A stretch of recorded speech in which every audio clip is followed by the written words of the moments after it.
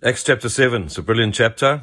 It's a wonderful summary, fast moving, taking us through Israel's history to bring us up to this point where the Jews are now rejecting Jesus, just as they have rejected many of the prophets. And Stephen is arguing for the case that they always resist the Holy Spirit.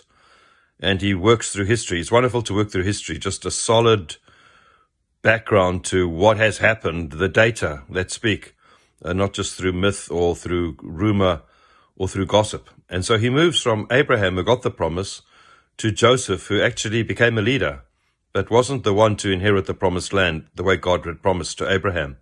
And then he moves from Moses to Joshua. Moses, who took them out of Egypt, and Joshua, who took them into the promised land. And then he moves from David to Solomon. David, who took the tabernacle and wanted to make a dwelling place for God. Solomon, who actually built the temple. And then he moves from Stephen to Paul, and Paul still called Saul, not yet Paul. And it's just a wonderful chapter that helps us to see this progressive movement of God, how God is working through some to initiate and others to build, and to build upon what's initiated. But it shows us that God has always got a plan. It's amazing that the timeline goes that there are 400 years in Egypt, in captivity and becoming slaves in Egypt.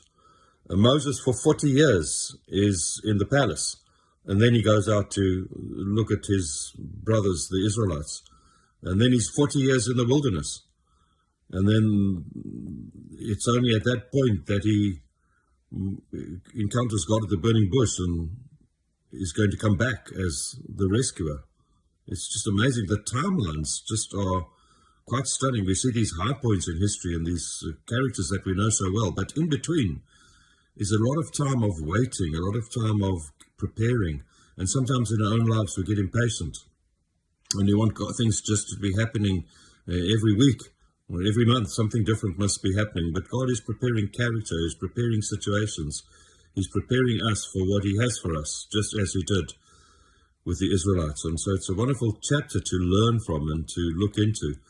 It's a wonderful chapter to see that so many times people misunderstood the ways of God, and that they didn't go with what God was saying and doing because they misunderstood. They thought God should act in their own particular way, and He was acting in His way for a bigger scenario, a bigger plan, a bigger deliverance, a bigger building, and not something that is just human-centered, but God-centered and heaven-centered. And many times we miss what God is doing in our own lives, in our church, because we don't see the bigger picture. So if you've read Acts chapter 7, read it again, because it shows you this incredible, wonderful, fast-moving picture of God, and shows you Abraham, Moses, David, Jesus, and the main characters in between who are actually helping to build this history that gets to this point where they can accept Jesus as the righteous one who is now seated at the right hand of the Father